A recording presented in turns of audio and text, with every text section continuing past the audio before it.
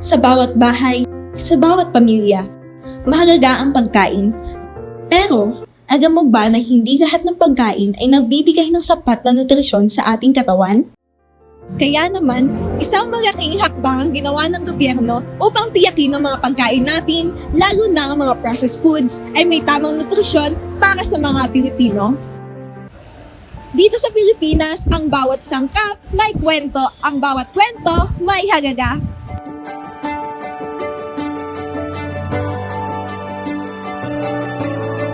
Magandang araw sa inyong lahat. Sa ating video na ito, tatalakayin natin ang Sangkap Pinoy Seal Program, isang adhikain na may layuning mapanatili ang kalidad ng mga produkto at sangkap na ginagamit sa mga pagkaing Pilipino. Ano nga ba ang ibig sabihin nito para sa ating mga kababayan at kailan ba siya nagsimula? Tara, alamin natin. Nagsimula ito nang maitala ng National Nutrition Survey na isa sa mga sanhi ng malnutrisyon sa karamihan ng mga Pilipino ay ang kakulangan sa vitamin A, iodine at iron. Bilang sagot na isabatas ang RA 8976 o Philippine Food Fortification Act of 2000 na kung saan ang pang-araw-araw na pagkain ay pinatibay ng nutrisyon at bitamina. Pero paano natin masisigurado na ang produktong ito ay ligtas at may kalidad? Dito papasok ang isang bahagi ng Sangkap Pinoy Seal Program. Tinitiyak ng programang ito na ang bawat produkto ay garantisadong may sapat na nutrisyon. Ang lahat ng produkto na pasok sa pamantayan ng nutrisyon ay linalagyan ng seal bilang palatandaan. Wow. Isang pribilehiyo ang makakuha ng Sangkap Pinoy Seal. Hindi lang ito sertipikasyon ng kalidad, kundi tanda ng pagiging tunay na gawang Pinoy. Ang seal na ito ay binibigay lamang sa mga produkto na pasado sa pamantayan ng Department of Health at Food and Drug Administration para sa food fortification. Para sa mga mamimili, ito ang pagkakataon na maging mas mapanuri.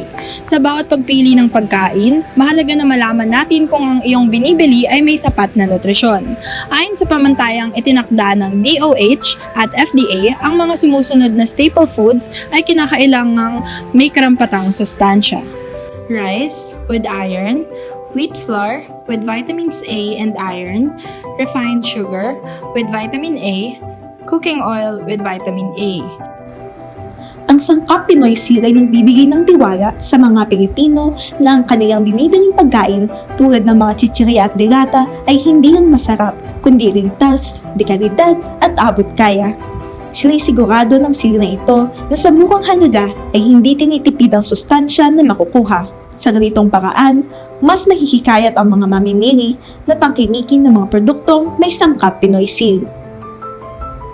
Ang mga panukala tulad ng food fortification ay isa sa mga paraan upang puksain ang malnutrisyon. Inaasahan na mas maraming produkto pa ang magiging bahagi ng programa para sa isang malusog na Pilipinas.